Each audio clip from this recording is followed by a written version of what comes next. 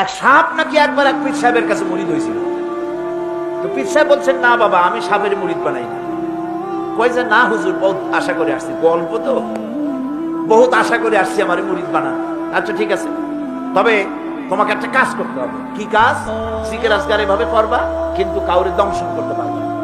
হুজুর মেনে নিলাম। সে করছে কি, ময়দানের ভিতরে বিয়া কাইত হয়ে ধানওয়া জমিন, ধানের জমিন, ব্যারি লাইন, সেখানে কাঠ হয়ে পড়ে জিকির আজকার করতেছে। রাখাল ধান কাটছে, সন্ধ্যার পর এই ধানগুলি বান্ধে নেবে কি দিয়া দড়ি নেই, খুঁজতে খুঁজতে দেখে লম্বা একটা দড়ি। ওইটা যে সাপ সে তো বুঝে না, সে ওইটারে ধরিয়া এরপরে ধানের আটি বাঁধতেছে।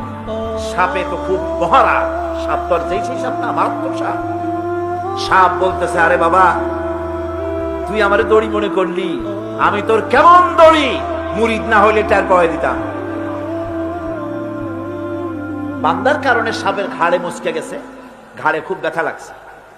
বাড়ি নিয়ে যখন দড়িটারে ফালাই দিছে, মাথা কোন রকম কাজ করিয়া বহু কষ্ট করে পীর সাহেবের বাড়ি গিয়ে হাজির। বলছে, হুজুর, কি যে জিকির শিখাইলেন, আমার তো ঘাড় মুচকে গেছে।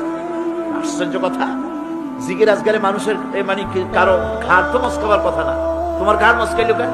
পুরা ঘটনা সে শোনাইল। আচ্ছা, তা তুমি কিছু করলা না? কয়, হুজুর, আপনি তো নিষেধ করেছেন দংশন করতে। পীর সাহেব বলছেন, বেটা বেকুব, আমি তোমারে দংশন করতে নিষেধ করেছি, ফস করতে তো নিষেধ করি নাই।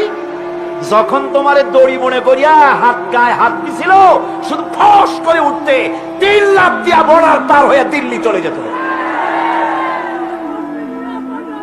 তুমি ফস করে উঠলা না কেন?